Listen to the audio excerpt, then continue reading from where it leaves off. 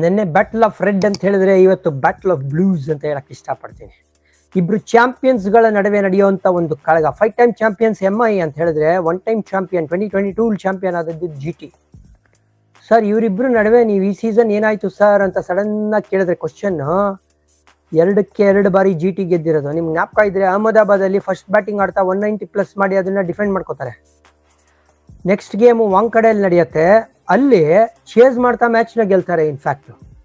ಹಾಗಾಗಿ 2 ವಿಕ್ಟ್ರಿ ವಿಭಿನ್ನವಾಗಿ ಬಂದಿದೆ, ಒಂದು ಫಸ್ಟ್ ಬ್ಯಾಟಿಂಗ್ ಆಡ್ತಾ, ಇನ್ನೊಂದು ಚೇಸ್ ಮಾಡ್ತಾ. ಸೊ GT ಇತ್ತೀಚಿನ ರೆಕಾರ್ಡು ಅವ್ರ ಕಡೆ ಒಲವಿನ ತೋರಿಸ್ಬೇಕು. ಈ ಒಂದು ಮುಂಬೈ 5 ಟೈಮ್ ಚಾಂಪಿಯನ್ಸ್ ಆದ್ರೂ ಕೂಡ ಹೆಡ್ ಟು ಹೆಡ್ ನೋಡ್ತಾ ಇದ್ರೆ 5 ಟೈಮ್ಸ್ ಗೆದ್ದಿರೋದು GT, ಓನ್ಲಿ 2 ಟೈಮ್ಸ್ ಗೆದ್ದಿರೋದು MI ಅವರು.